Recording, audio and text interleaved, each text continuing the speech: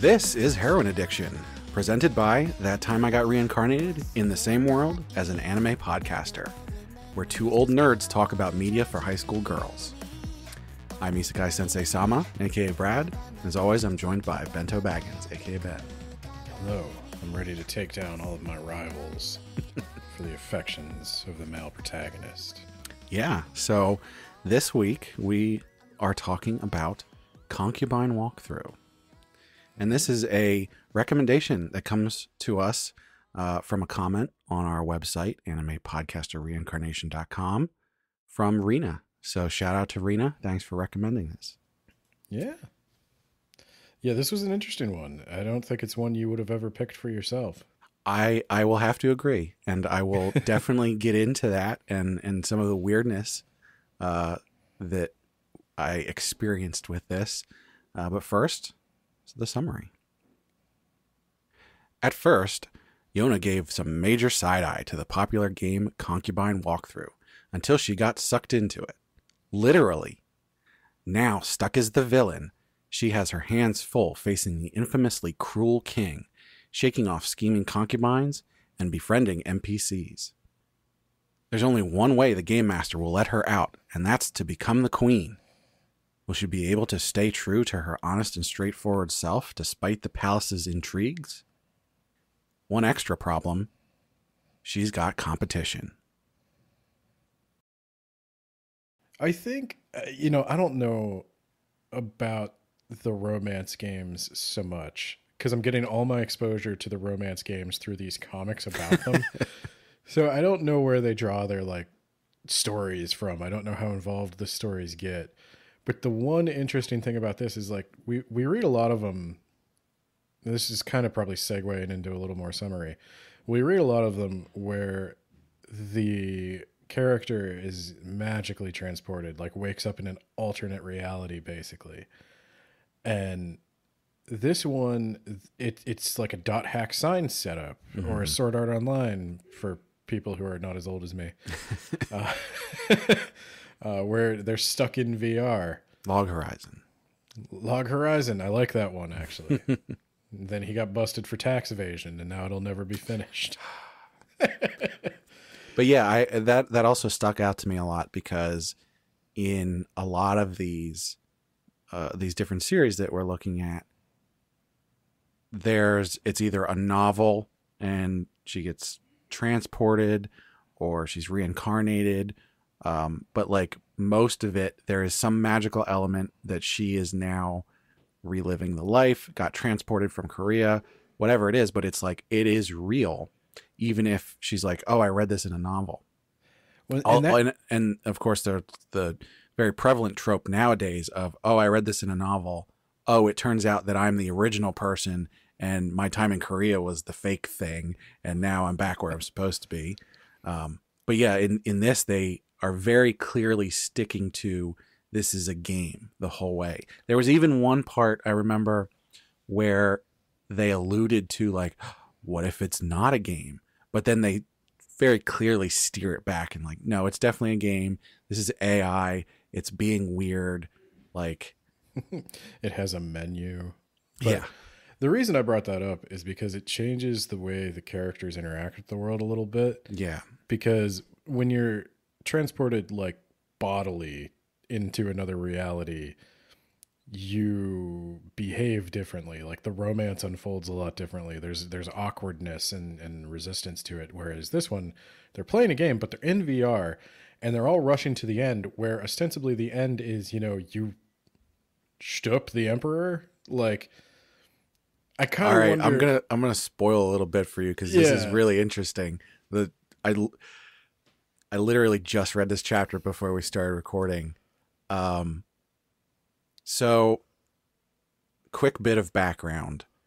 Our main character, Yona Lee, gets put in the body of the villain of this story and then goes about trying to clear the story as the villain.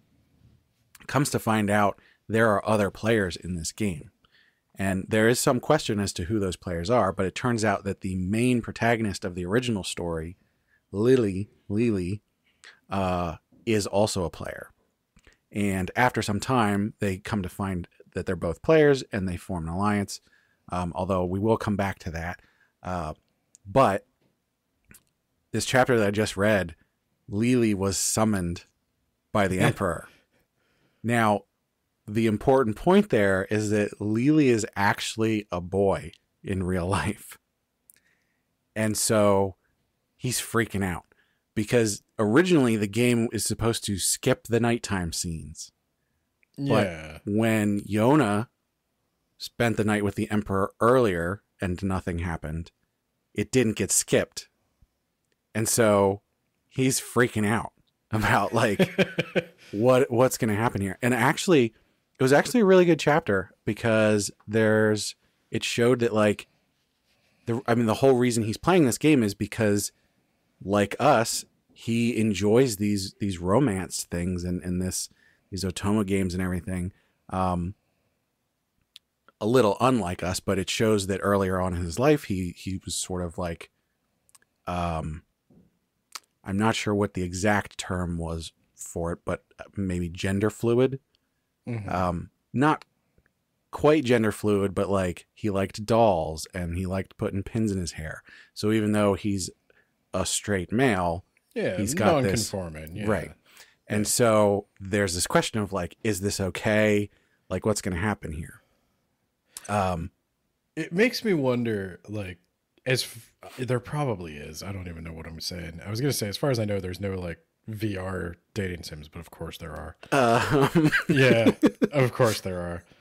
And I'm just like, I would think if you're playing one of those, you're not playing it for the same reason you play the cell phone version. Maybe. I don't know. The closest I get to this is Fire Emblem. I play Fire Emblem. We should point out that this story takes place in 2035. So like real life in 2035, like our Earth, but in the future where VR technology and AI technology has progressed. So they have like the full neural interface. Yeah, they're essentially like lucid dreaming this. Yeah. And then for the characters, the NPCs, they're using actual artificial intelligence to make it realistic. And so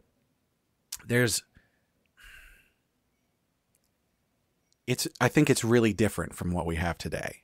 And it makes more sense to me coming from that perspective of like the way that they play the games in the future has evolved beyond what we are at today.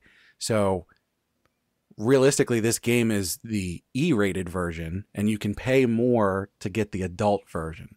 But the E-rated version is the normal one. But the game is bugged. They're trapped in this game. And so turns out it's not the E-rated version, it's the no-rated version because it's like real life. Yeah, I did get a kick. I knew this was a thing, but I'd forgotten it or it faded to the back of my mind where Korea actually cuts off minors playing online games. Yeah, I believe 10 p.m. Yeah. Yeah. And so she was thinking initially like, oh, I'll get out of this when they cut me off at 10 p.m. because she is a high schooler studying for her college entrance exams. And that was just another weird one where I'm always like, I'm so used to like doing the anime podcast where I have all of this knowledge about Japan accumulated over the years and like I study the language and then I keep getting, it's so refreshing to be like thrust back into the, I don't know anything about this.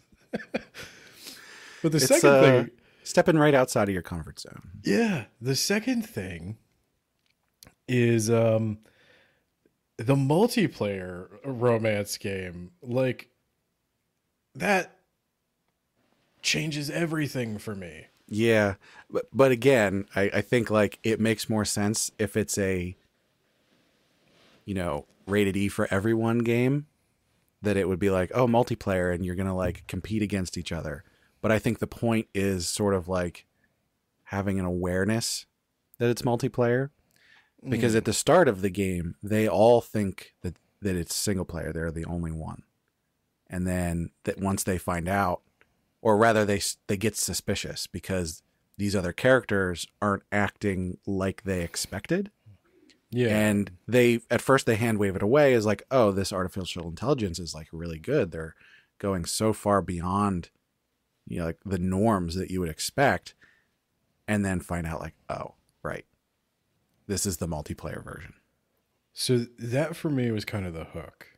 I don't know. That's where like this one distinguished itself from everything else. Because while Yona Lee is the protagonist, you also spend a lot of time with the other characters, and it's not the usual like, oh, I wonder why they're acting so strange, or you know, it's not like they're not just thinking about Yona Lee. They're doing their own things. They're having their own strategies. Yeah, all of the characters have agency. Yeah. Well, and they all have the, I guess, isekai knowledge of the other world. So, like, To an extent, yeah. yeah. So, I don't know. That kind of blew my mind. I haven't read anything like that before. You're the isekai sensei, Sama. I don't know if you have. So, I mean, there's definitely other series that have done this is definitely a game the whole time, and we're sticking to that. And most of the time, those are the manga that I read like that are very low stakes, except for there are certain ones like your Sword Art Online where the stakes have to be raised, and so they have to introduce some complication into it. Now, Sword Art Online, it was, hey, guess what? You die in the game, you die in real life now. Deal with that. I mean, and that's what most of them do. In this instance, there's no indication that if they die, they will die in real life, but they are unable to log out. They are unable to get a message out to say help or anything. And so there's this question of like, what are we going to do? We're stuck in here. Well, there's definitely early on, she jumps into the river to try to drown herself. And it doesn't log her out. I think there's supposed to be some restriction in the hardware that if they experience like traumatic stress, Right. it should auto log them out, and it doesn't stop her. And so she is rescued from drowning, but she doesn't really know what would happen. And I don't think she wants to risk it again, because even if you wouldn't die in real life, you'll certainly be able to experience the pain of death. So did you not get that far then? Probably not. How Okay. did somebody die? Someone died and everyone went back 6 hours. Oh, no, I didn't get that far. Yeah. So all of the players Or I don't remember. all of the players experienced it and then found themselves in the past. And so that was a very key moment because they were able to do things differently and get a better outcome because of that. So And that was actually a catalyst to find an additional player that they didn't know was a player at the time. I can't. How many players are there at this point? As far as we're aware, so we should probably be clear on this. I am currently on chapter 69. Nice. And you said you were in the 50s somewhere. I think I was just at 50. So you're probably like right before this happens. Yeah. And my memory is a little fuzzy. I have actually, you definitely should have passed this point. So this was when Ranhi was being accused of the infidelity that the Empress was originally accused of. Okay. And they were arrested and being taken to the Empress's palace, or the previous Empress's. She's like the deposed Empress, and she's in the cold palace is what they call it. I'm not entirely sure. That must just be like, oh, let's stick her in the freezer. But then they're like, oh, wait, they're not actually taking us to the cold palace. It's a trap. And then the guard sacrifices himself to stop the assassination. You remember that now? Yes. Okay. Spoilers, by the way. I was gonna say I kind of remember. I remember some of the players, but I don't remember others. Yeah. So I've had to read so much crap. So they figure out that he's another player, but he. So it's important to note that both Yona and Lily don't remember how they got into the game in the first place. They are aware that they were going to play it, and then like now they're stuck there. The guard, whose name is Yongzhang, doesn't remember that he's a player at all. Yeah. He is completely immersed, and they have to like show him that he's a player by the fact that he is able to access the menu and all that. And so over time, he like slowly starts to regain his memories. It's honestly, it's really interesting. And I think this was really strange for me because when I started reading this, I read the first 5 chapters a couple weeks ago, not long after we recorded the previous episode.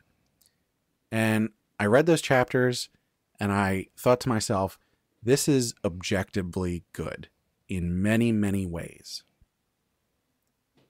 And then for some reason, I didn't read it again for a while. And then a little while later, I read 5 more chapters. And again, I said to myself, this is objectively good. And yet I didn't go back to it. It's just not scratching the itch. And it wasn't until a couple days ago when I was like, I have to read this because we're going to record soon and I need to be able to talk about it. So I started reading it more purposefully. And I'd say it wasn't until like chapter in the 20s somewhere that I went, oh, this has got me now. And so in like yesterday and today, I read like 40 chapters.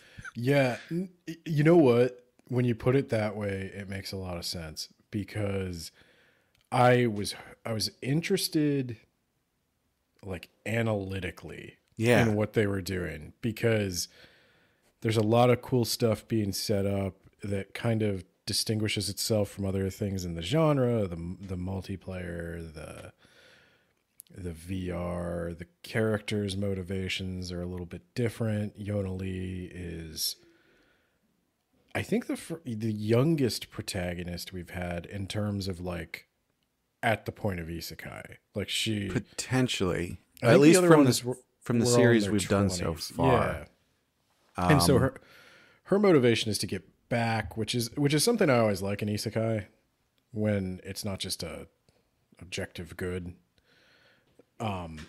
But that being said, most of the cool stuff is set up and then kind of ignored. And I remember reading a lot of the comments on the chapters and being like, oh, I love Yona Lee so much. I love her reactions. She's so funny and strong and cool. And I just remember thinking like, that chapter was treading water. That chapter was treading water. Like I don't feel like the first 20 or so really moved the plot along that much. It was a lot of Yona Lee being resistant to her situation and pointlessly trying to get out of it. And I knew it was pointless. Like I knew all the things she was trying to do to like quickly end the game weren't going to work or log out of the game weren't going to work. And I wasn't very interested in those things. I went as quick as I could. It's interesting because, you know, you seem to have somewhat of a clear picture of what wasn't grabbing you. But I didn't have any thoughts like that. And thinking back on it, I can't really put my finger on what exactly it was, the reason why it didn't grab me. I'm doing a bad job of describing it because this isn't the only series that I don't want to say wastes time, but this isn't the only series that takes long detours that aren't relevant to the main plot. Mm-hmm. But for whatever reason, Yona Lee as a protagonist, her detours are a little more frustrating. And I think it's because like there were a lot of times with her more than other protagonists where I'm like, with the information available to you right now, you should know more than you do. You should be making a different decision. Mm. And the comedy of it was why they don't. She's got to be a little quirky and wacky and overhyped. But I don't know. It didn't bother me as much as you. So but that probably isn't your issue. And I know certainly you read a lot more, shall we say, fluff than I do. Yeah. But it was a little fluffy. Now, the thing that saved this for me is I absolutely love the art. That's definitely a thing. I know that never saves it for you. Yeah, the art. I mean, there's definitely art in certain series that is just terrible, and it really drags the whole thing down. They have a very interesting style, with the way that they are sort of matching the classical Chinese tapestry kind of style and colors and everything. I mentioned this when we said we were going to be doing this. There's an artist I really like in Japan named Yusuke Nakamura. And this is the closest other example to the style I can think of. He does a lot of like thin lines, flat colors, patterns, and it looks a little bit like the old traditional paintings. And that's what this looked like to me. Now, the artist goes a little more anime, like a little more cartoony with it than Nakamura does. But there are times, and I always think this is neat, where the old wall scrolls, you know how they have like an almost like bean-shaped face sometimes? Mm-hmm. They do that. There's times when she's supposed to be like super pretty, and they just make her face like a little more like an old style, like bean-shaped face. Mm-hmm. And her makeup is very, traditional, old, like very formal Chinese. She's got all the hand ornaments because she's, a delicate flower is not supposed to touch anything. Right. like her whole body is painted, so you could tell if it's smeared anywhere, if she was touched.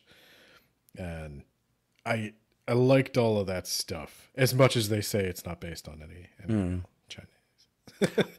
So for me, there were two things. So the reason I kept pushing forward, the first one being everyone in the comments, in the ratings, everybody's talking about this is great.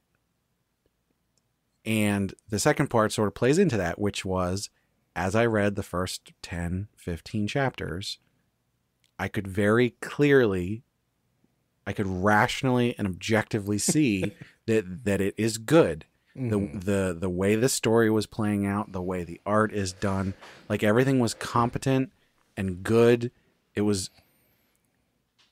done well. And so I was like, I have to push through this, right?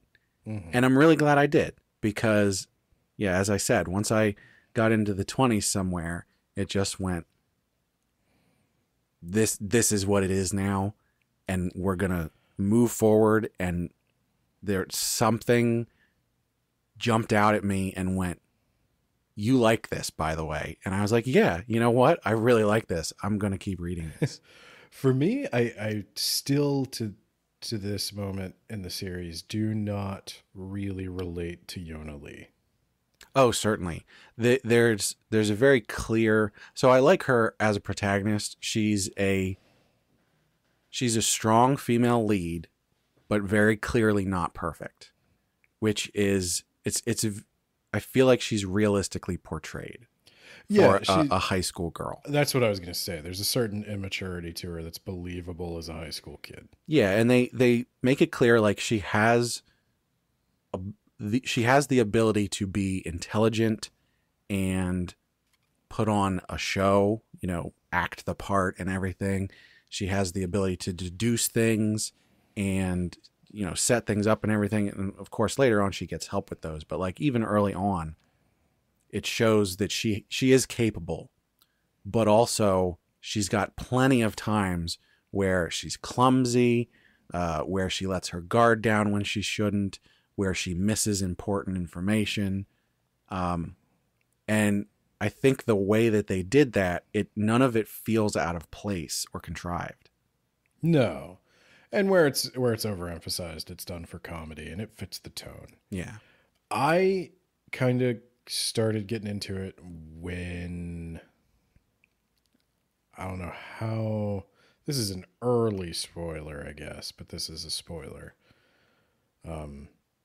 You're revealed that Sunshine is more than he seems, I guess. Right. So Sunshine is at first what we think the eunuch that rescues her when she jumps in the water.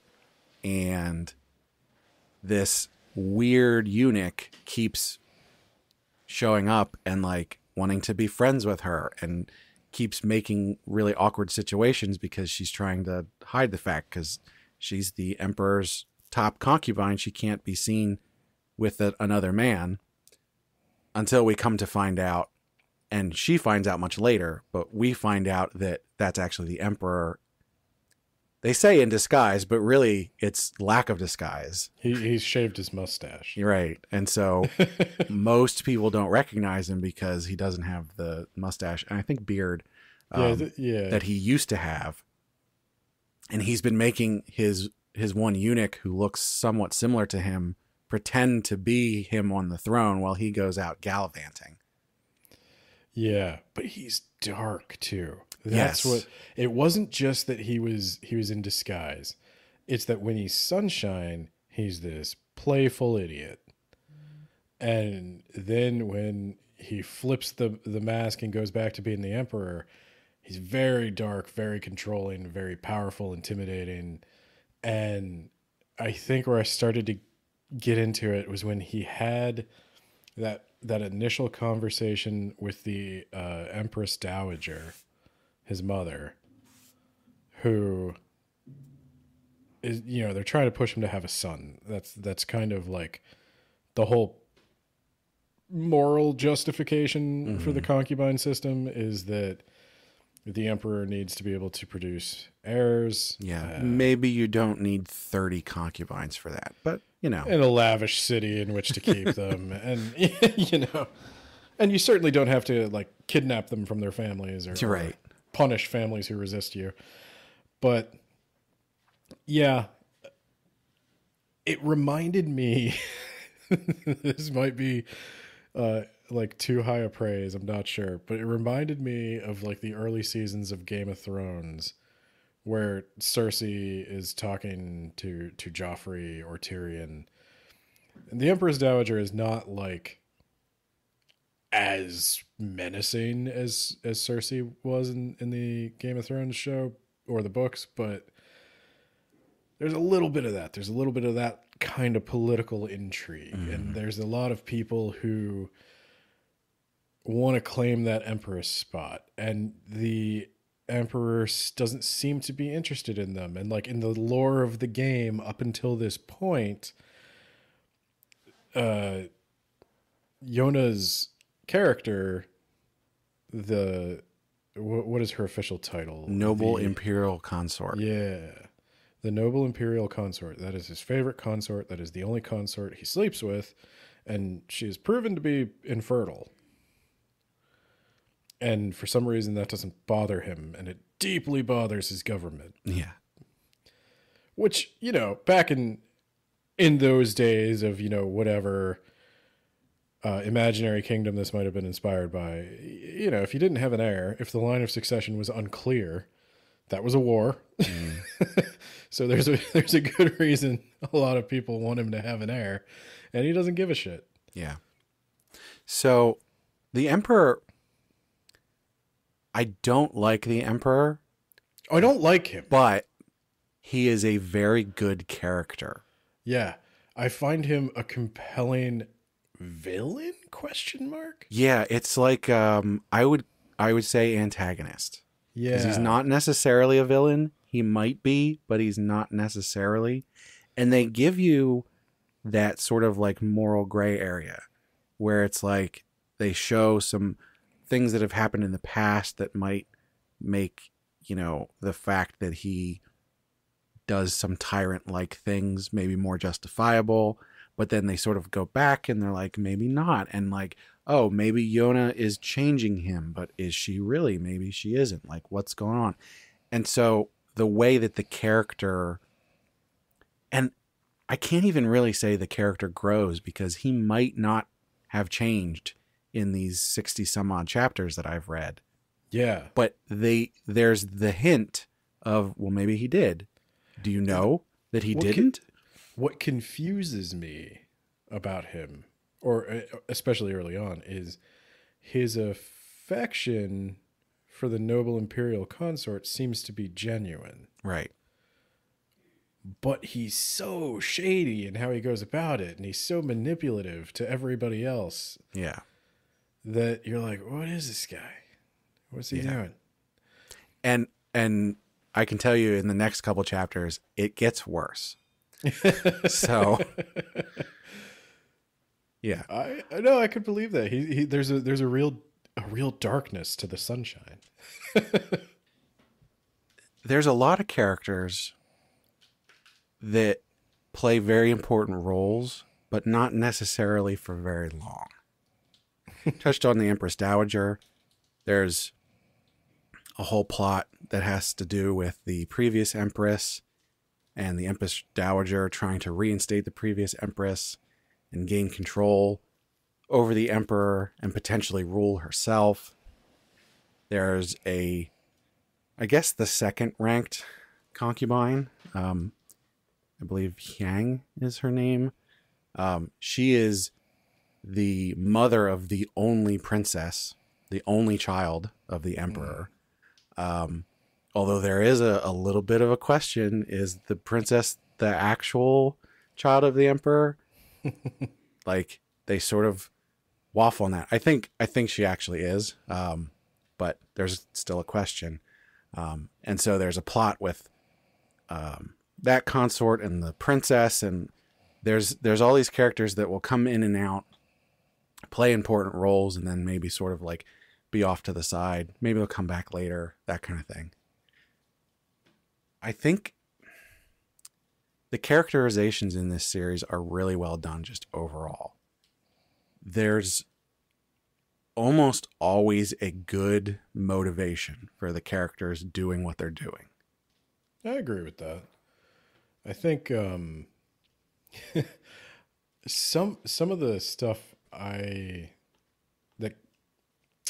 guess some of the stuff that kept me going was in the script of the game, the Imperial Noble Consort is supposed to be just an intolerable tyrant who treats everybody horribly. Mm-hmm. And so, like the normal shift with these villainous ones, her body is now inhabited by a person who's not a psychopath. And they don't treat people horrible. And by not treating people horribly, they make allies. And so when Yonali sort of makes friends with her staff, I especially like the one that headbutt the guard. Yeah. I Mona? can't remember. Yeah. I was gonna say I can't remember her name, but yeah, she was my favorite. I loved the headbutt scene. That was the first time the comedy actually got a chuckle out of me. Was when he had to like block it with his head. Right, because she was trying to protect Yona because this strange man, Sunshine, is in her room. Yeah. Not knowing that that's actually the Emperor. Nobody except for the guard knew that it was the Emperor. And so he had to jump in and stop it, lest the Emperor be attacked. Which it turns out wouldn't have been a big deal because the Emperor is actually like really strong. Yeah, he's jacked. Yeah. He takes off that robe. But no, it made me laugh. I was like, because also, ignore the implications of the 10-year-old girl in the city of concubines. But which one was 10? Well, Mona, I guess. I mean, she seems very young. Oh, I don't think she's that young. She's like 2 heads shorter than everybody else. She's definitely younger, but I don't think she's 10. Well, I was just ignoring it the way I ignored it in Demon Slayer. I was like, nobody else seems bothered by this. Probably should, but they're not. So stay tuned to the next episode. Yeah. But Yeah, I just she was a cute character. I liked it. Mm. I liked a lot of the side characters. Every like I don't know, maybe that's sort of the dopamine hit that keeps me coming back to these villainous ones where it's like it's just really nice to see them get like a loyal ally. Yeah. Cuz As far as I was going to say I think back to like the maid from I think it's Villains Are Destined to Die, is that the one? that was the last one we did. Yeah, or she gets that maid who fed her bad food at the beginning, and then by Right, the end right. she would die for her. Yeah, I don't know, for some reason that is like a weird dopamine hit. It works for me every time they do it, no matter how many times I see it. As far as dopamine hits go, I think very clearly the thing that got me was that sort of in these later chapters, they started doing cliffhangers really well. Oh yeah. Yeah, where it's like you get to the end and you're like, oh, I have to read the next one. Because yeah, they really get you. They're like, here's this dramatic thing right at the end, and it's over. Guess what? Now you have to wait. Except I don't, because they're already out. So I get to just keep hitting that next button. No, I like that. I would go so far as to say, I complain about it detouring, but maybe what I mean to say is slow burn. Yeah. It eventually gets there, and in terms of like chapter count, it gets there pretty quick. Yeah. It had all of the pieces at the beginning, but maybe they just weren't in the right configuration to hook me. Whatever it was, like when she's doing the initial tests, when she's giving them like the math problems and the riddles and the like, because the Imperial Noble Consort is supposed to be evaluating all of the candidate consorts to see if they deserve to get into the palace. Right. And that whole testing process, it didn't do anything for me. It seemed silly. It was during that arc, I guess I'll say arc, that something grabbed me. At the beginning of it, it wasn't there, and by the start of the investigation arc, which is sort of in the middle of that, it had grabbed me by then. One of the wow moments for me was when they have the tea party for like the second test, and Lily is like, oh, well, the Imperial Noble Consort isn't acting right. And up until this point, Lily is like gung-ho about winning the game and, getting rid of the Imperial Noble Consort because that's what you got to do to win the game. And she thinks like, well, maybe I could make an ally of the Imperial Noble Consort. And I was like, now it's getting there. Now it's getting... I don't know how I like the ally thing so much. I'm learning this about myself right now. But that's what I want to see. I want to see them like have more interactions together that aren't purely antagonistic. Yeah. So speaking of that, I need to get this out there. I don't like Lily. I don't like Lily either. So when they first learn that they're both players, and Yona is like freaking out because she's trapped in this game. She's like, you got to help me get out of here.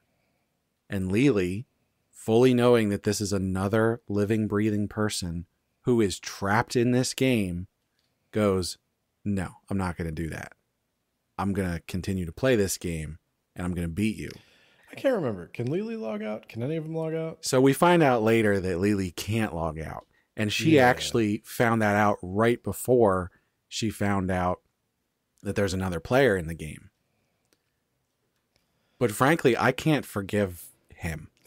Like, that's such a dick move. And so even though now they've moved on and are friends and allies mostly, and are like trying to work together to figure out how to finish the game and get out, that initial interaction, I just can't get past that. I will tell you what bothered me about Lily. Once you know that it's a real person, the way the player plays the character of Lily reminded me of like every number crunching power gamer I have ever had at my D&D table.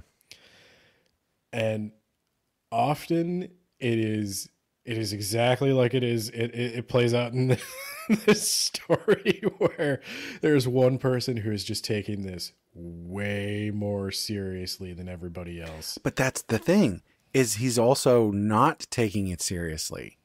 Like, the game is more important to him than the health and well-being of another person. No, that's what I mean about the D&D people. Like you gotta build the perfect character. And like, I've had groups fall apart because people, and I don't mean to, just because you like to build an effective character in D&D doesn't mean you're a bad person, obviously. But the few people I've had who are like really obsessed with the numbers, really obsessed with doing the most damage, when they don't, or when something doesn't go their way, they get mad at the other players. Like it's rude to them to suck at D&D. Yeah. But also, I feel like pretty much all of those situations are not potentially life and death. True.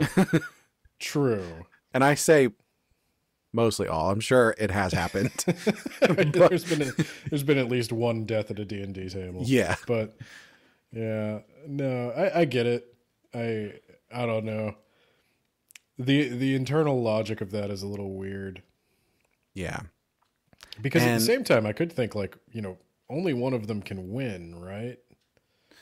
Right. But again, like, Yona doesn't care about winning. She only wants to win to get out of the game. Like, if there's another way to get out, she will take that way. If the game because she doesn't even want to be there. Yeah. As far as we know, she just wanted to try it out a little bit and then go back to studying to get into college, because she's even in the game. She is studying to get into college. However that works. At any they don't quite explain that. Do you get the sense of like how much time has passed? Is there any? Honestly, I don't know. And at this point, if it's anywhere close to real time, because she keeps talking about like, only have 100 days until the entrance exam or whatever. And then she's like counting it down. If this is real time, how is she still alive? Because it's already been weeks.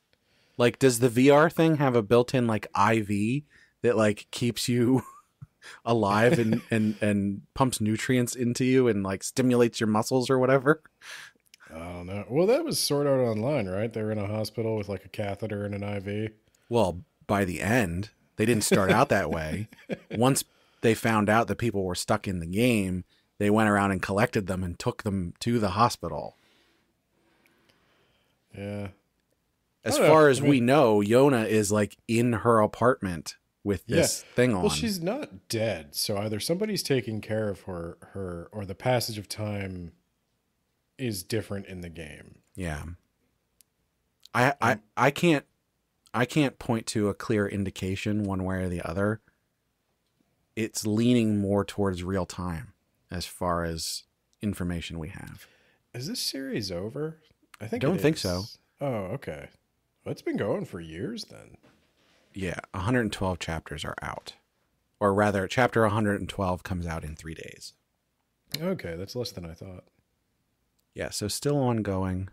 And yeah, it's been, oh my God, years. It's been going on for years. I remember when I opened the first chapter, it was like this was uploaded like 700 days ago, and I was like, holy shit. Well, I guess my next question is, so then it sounds like it has made it into your list, your ever-growing list. Yes, I'm definitely going to continue reading this. I'm going to catch up to where it is, and then I'm going to continue reading it as it comes out. I wouldn't say, I don't know that if this is at the top of my list, but it's definitely top 50% at least. It's different. It is different than what we were reading. Oh yeah. Yeah. It's almost a different genre. Like it is a villainous isekai kind of thing, but it's very different in tone. There's definitely other series that have given me a similar feeling to this one, but that's just the feeling I get. and not necessarily like the story and the art and all of that. Like they're definitely doing a lot of things differently, and they're doing those things well. It's not as like blatantly romantic. Right. As Yeah, the many of the romance other stuff ones. that they put in there is more like sort of an aside. A lot of it is coming from the Emperor, and when Yeah. it comes from Yona, they very clearly go like, "This is just my hormones as a teenage Well, girl yeah, talking." she's very much like, oh, he's hot. Yeah, But it's not it's an attraction. It's not necessarily gonna it's not like the other ones where you want them to get together and like, oh my god, they hugged. Like, right, right. yeah. So yeah, it's almost I don't know. There's probably somebody has probably defined like a million subgenres of this subgenre. But this has a different vibe to it. Mm-hmm. And I like it. No, I like it. It was a good pick. It gets some variety in the show. Yeah, I gotta say, like, I mean, as I said, it didn't grab me at first, and I was a little worried. I didn't after everybody hyping it up, getting it recommended by a fan. I I didn't want to get into it and be like, I'm You didn't not want really this to be into the it. first comic ever that you didn't like. Yeah, so I'm glad I pushed through it. Um, there's others that I didn't like, but the ones that I have not liked, that I have not like followed or anything, are objectively bad, and this one was objectively good, and yet it didn't grab me there in the beginning. So I mean, if there's any takeaway for anyone listening to this, thinking like, oh, should I read this or not? Read at least the first 25 chapters. And I know Yeah, that I that's agree with quite a commitment to make, but if you look at the reviews from other people, it's probably worth it. If this were, I don't know. I guess they do animate these sometimes. I was gonna say if this were a traditionally published comic, I could see this getting an anime. I could see this almost having a bigger audience, though maybe I'm wrong because I don't know quite how popular this is because the stats I'm looking at are probably not legitimate. I think I'd have to agree with you. I think that this might be one that would get picked up like that. Because there's a depth of story here that some of the other ones haven't had. Like some of the other ones are very much like I describe them like soap opera. They're very like high drama, dopamine rush, serotonin flow. Like they just push all the buttons and then they get out. And there's not like a real depth of plot or anything that's going on. It's just getting you from one of those moments to the next. Whereas this one, a little bit of mystery. I don't have a ship right now. Yeah. I mean, I like that guard guy, but that was like implanted memories. So it's my ship for this is they get out. yeah, really. Like it's a romance game where there's no romance plot. So Yeah. yeah, this is up there for me with like Dot Hack Sign more than it is with any of the other romance ones. I don't know if that's a selling point, but like I would recommend this to a whole different crowd of people. Like I would recommend this to people I would recommend Dot Hack Sign to. Maybe there's not as much action, but if you're there for the action, but I would say honestly, even in a show like Dot Hack Sign, maybe Sword Art Online less so. That's more overtly about the fighty bits, right? But. Yeah. So yeah, overall, I think it's very good. Especially getting further into it, a lot of the mystery, the intrigue, the sort of like problem solving and a bit of a romance really grows a lot once you get further into it. So Yeah. One note that I needed to bring up here. This is actually the first note that I wrote.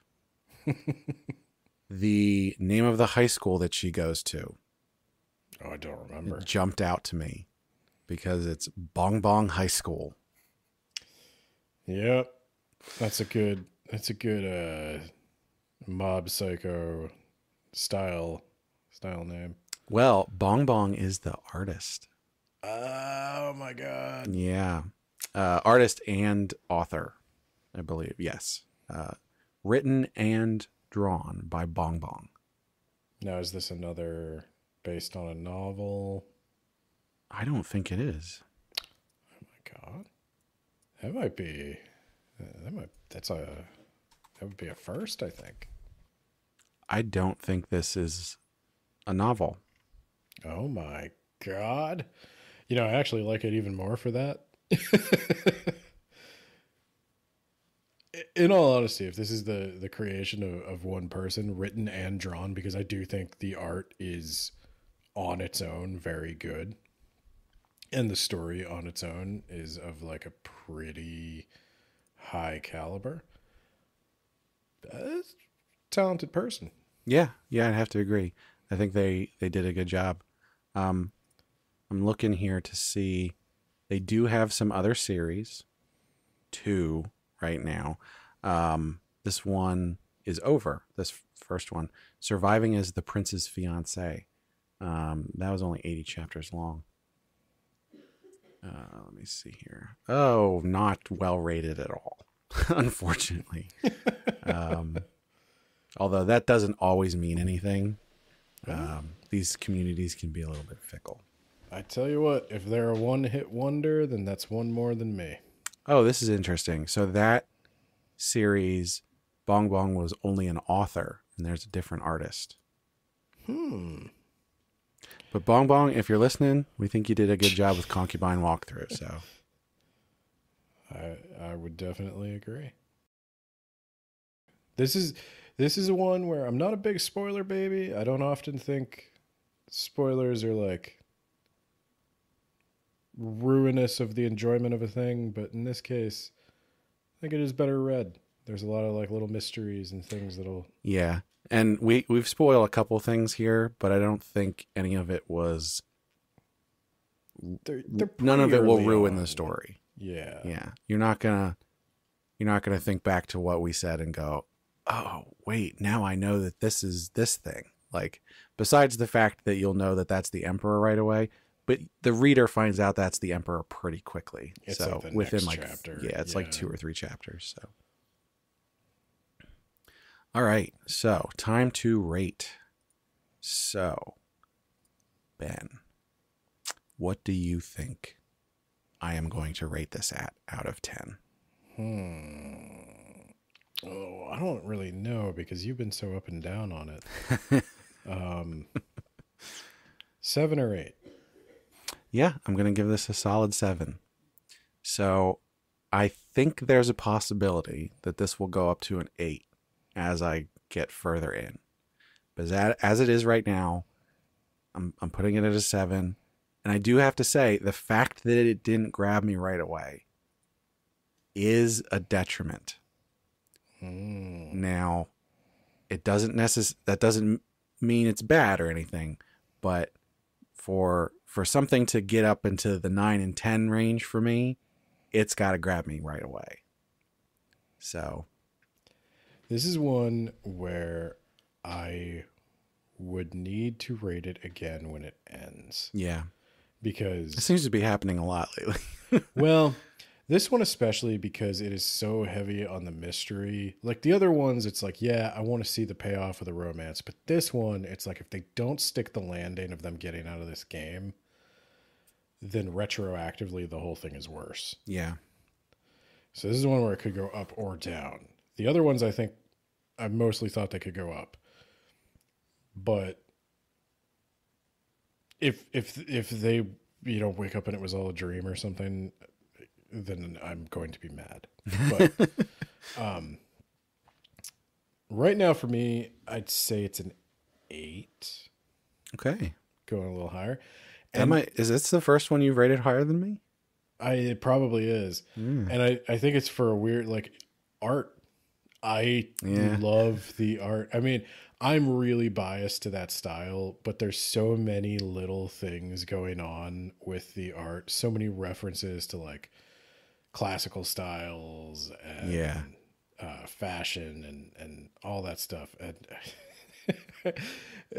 it makes me laugh. And they do like, even I go back to the headbutt thing because it was so anime. She shouts out the name of her move, and then there's like this whole blocking where he's like, it's panels, but like I saw it happen in slow motion. I really like what they're doing. Yeah. And it's better than it needs to be. They went above and beyond for that. Yeah. Because I know this takes time, and these people probably get paid by the chapter, like. Yeah, I don't know what the pay structure is, but yeah, I can't imagine it's like all that lucrative. You're not getting paid if you don't deliver, that's for sure. Yeah. So taking the extra time to do that, I appreciate it. So question for you before we pick our next series that we'll do next time and wrap this up. I have a feeling, and I wonder what you think. Do you think we should recommend this to Kermit? Oh, he's a tough one. Yeah, especially for like the manhwa is so far outside of his normal purview. I don't know. I feel like this would be the one. I think I'd be interested in his take on it either way. But the danger here is, like you say, it didn't grab me right away. Yeah. With Kermit. Yeah. A first impression is everything. That's true. But you said that the thing that grabbed you was the art right away. Yeah. And he's very similar in That's that true. in that regard. I'd be interested in seeing what he says about it. This will be an experiment. Yeah. We let's not bring it up. We know he listens to these, so yeah, we'll see if he'll hear this, and then we'll see what happens. Okay. And once again, thanks to Rena for giving us this recommendation. Unfortunately, we did not get any more recommendations since then, or any comments at all. So it was the holidays. I'll give him a slight break for that. But you know what? It's over. It's time to get back into the gym. It's time to get recommended me romance comics. So let's go. So I believe we've discussed a couple times about series being finished or not. Yes. And you expressed interest in reading one that's finished. Yes. So I have one that I think would probably be a good one, and it actually just wrapped up 31 days ago. The last epilogue came out. Oh boy. I'm going to the website. What is it? The Villainess Turns the Hourglass. I've got it. I got it added. Oh, this isn't even like super duper long. Okay. No, it's not. It's not crazy. What are we at? So besides the epilogue, there's 104 chapters. Main story is 104 chapters. I have a feeling that once you get a couple chapters in, you will burn through it. Oh. It is very compelling. Okay, I'm interested. I think I mentioned this on the last one, but I started reading these on my phone. Like I'm in deep now. Like I've got an account. I've got the follow list. I've got them like grouped into like little folders. Yeah. So yeah, I've drank the Kool-Aid. I'm into it now. This one is very close to the top of the list, so I think this is one that you'll enjoy. Yeah, let's do it. All right, so there you have it. We're gonna next time we'll be checking out The Villainess Turns the Hourglass. So if you want to read along before we release the episode, that's the one. And so, as always, you can let us know what you think on social media, and tell us if you have a series that you want us to cover. As I said, Concubine Walkthrough was recommended to us, and we did it immediately. That's how desperate we are for attention. He's not wrong. Be sure to check out the regular podcast. That time I got reincarnated in the same world as an anime podcaster. Those come out opposite of this, and there will be a new episode in just a couple weeks here.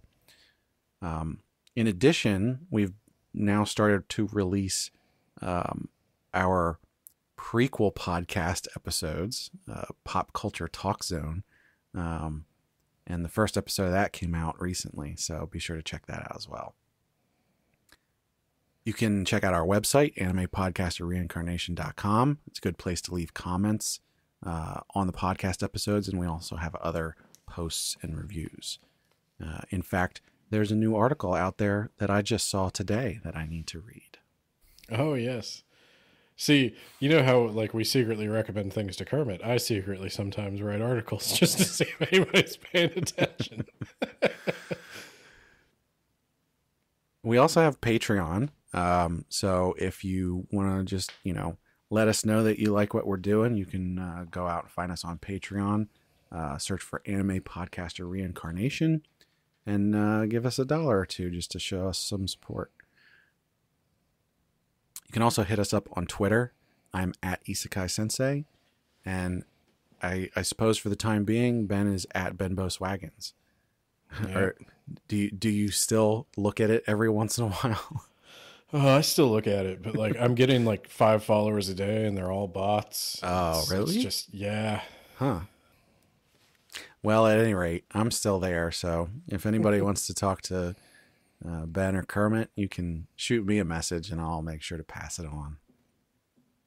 And if you hate Twitter and you hate websites and you hate Patreon and all that junk, you can just send me an email. isekaisenseisama@gmail.com. But you can also listen to this podcast on YouTube in high quality stereo sound.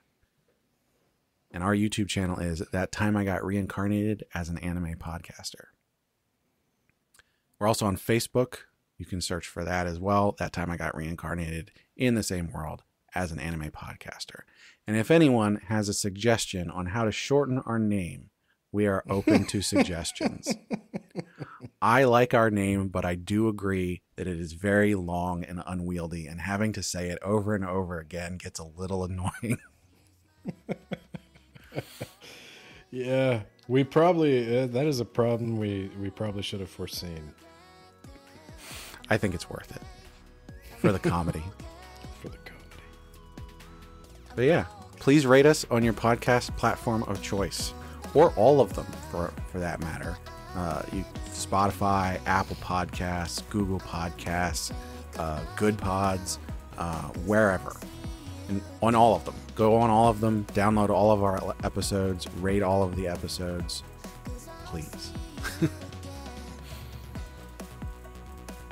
And as always, if you can't get enough of Ben talking about reading things, you can always check out Words About Books. You can. Especially if you like Norse stuff. Yep, we got a Norse one. We got Agatha Christie coming out soon. Agatha Christie, that was the one from Patreon, right? Yep. So as always, thanks for listening. We hope you enjoyed it. And remember, if the manhwa ever stops grabbing you right away, maybe it's time for a tolerance break. 'Cause I'll see you again.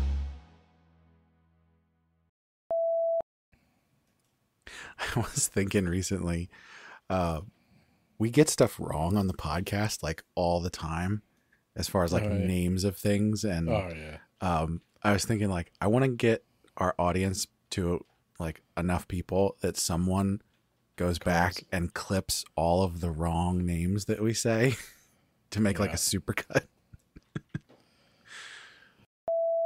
The whole background of the story, like the cultural background, I mean, is just a hodgepodge of various Asian cultures.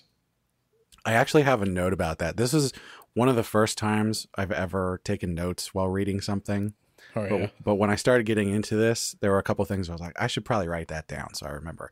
And one of the things that I wrote down is an exact quote from one of the first chapters. It might have been in the first chapter. And I quote, "Historical research has been purposefully avoided as a result." Yeah, they didn't want to have too close of a parallel to any one Asian culture. It was an interesting note. I remember that one because it stuck out to me as like the exact opposite of what you would want to do.